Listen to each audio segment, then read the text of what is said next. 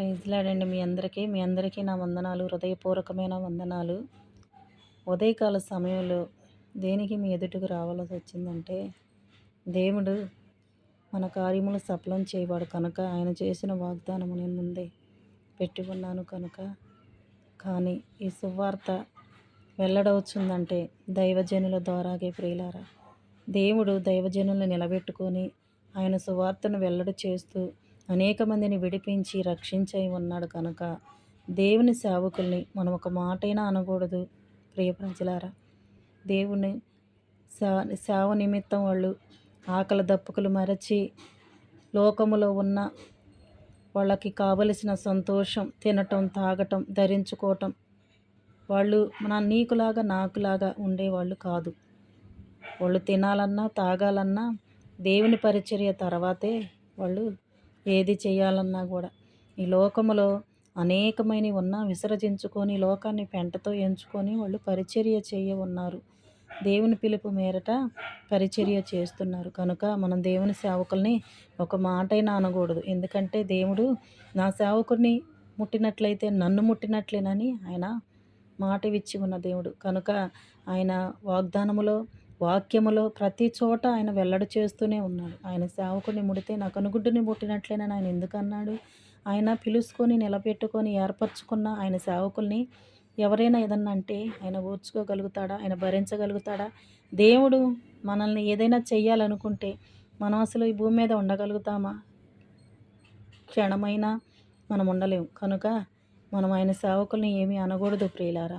ఆయన బిడ్డల్ని ఆయన సేవ చేస్తున్నారు. ఎందుకు చేస్తున్నారు? ఆయన నీ కోసం నా కోసం ప్రాణం పెట్టాడు కనుక ఆయన సువార్త వెల్లడి చేస్తూ ఆయన పరిచర్య చేస్తూ వాళ్ళు ఈ లోకములో ఉన్న ఆకలి దప్పుకులు మరచి ఆయన వాక్యము కొరకై ఆయన రాకడ కొరకై ప్రతి ఒక్కళ్ళని సిద్ధపరచాలని వాళ్ళు ఉద్దేశించి పరిచర్య చేస్తూ ఉన్నారు అని ప్రగడాల ప్రవీణ్ గారు మరణంతో ఆయన సువార్త ఏ మూలన ఎక్కడ చేస్తున్నాడో తెలియదు, కానీ ఆయన సువార్త ఇంతవరకు ఈ ప్రపంచంలో వ్యాపించలేదు కనుక ఆయన్ని మరణించేలా ఆయన మీద దెబ్బేసి ఆయన్ని కొట్టి చంపేసి ఇప్పుడు సువార్త అనేకులకి వెల్లడైంది. ఆయన పరిచర్య వెల్లడైంది, ఆయన సువార్త వెల్లడైంది. దేవుడు ఆయన్ని ఎంతగా దీవించాడో ఆశీర్వదించాడో ప్రతి ఒక్కళ్ళకి కనువిప్పు కలిగించులాగా ప్రగడాల ప్రవీణ్ గారు పరిచర్యను విస్తరింప చేస్తున్నాడు. ఆయన చనిపోయినా కానీ ఆయన సువార్త ఆగలేదు. కాకపోతే మీరు ఆయన్ని చంపినంత మాత్రాన మీరు సంతోషించవద్దు. ఎందుకంటే దేవుడు మాత్రం వదిలిపెట్టేవాడు కాదు. ఆయన సేవకుల్ని ఏదైనా చేస్తే వదిలిపెట్టే దేవుడు అస్సలు కాదు. ఆయన బిడ్డల జోలికి వస్తే ఊకునే దేవుడు అంతకన్నా కాదు. అంటే మీకేదో కీడు జరగాలని కాదు. ఇప్పుడు చేసిన ఇంకోసారి సేవకుల మీదకు చెయ్యెత్తకుండా, సేవకుల జోలికి రాకుండా, వాళ్ళని ఆ రీతిన శోధించకుండా సేవకుల్ని ముట్టడానికి భయపడులాగా ఆయన చేస్తాడు. అంతేగాని మిమ్మల్ని మరణానికేం అప్పజెప్పడు, మీకేమో మరణకరమైన వ్యాధి ఏం పెట్టడు. కనుక మీరు మాత్రం దేవుడు అంటే ఆయన గొప్ప మన కోసం ప్రాణం పెట్టిన గొప్ప దేవుడని, ఆయన తప్ప వేరొక దేవుడు లేడని, ఆయన బిడ్డల్ని మనం ముట్టకూడదని మీరు గ్రహించుకొని ముందుకు నడిచినట్లయితే పశ్చాత్తాప హృదయులయ్యి దేవుడు క్షమించనై ఉన్నాడు.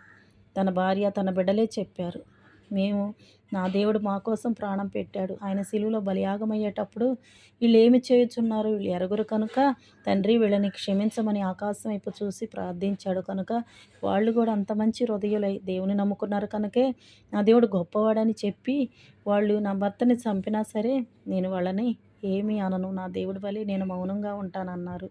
అంటే యుద్ధం యెహోవాదే, దేవుడే చెయ్యాలనుకున్నాడు కనుక వాళ్ళు తగ్గించుకొని దేవుని సన్నిధిలో ఎంతో దుఃఖాక్రాంతులై ఆ మాట చెప్పారు. కనుక మీరు ఇప్పుడే కాదు ఇంకెప్పటికీ కూడా ఇలాంటి పాపం చేయటానికి ఒడిగట్టడానికి ముందుకి వెళ్ళమాకండి. ఎందుకైనా దేవుని సన్నిధిలో మోకరించి ఇప్పుడైనా పశ్చాత్తాపపడి క్షమించమని అడిగినట్లయితే దేవుడు క్షమించనై ఉన్నాడు. ఆమేన్.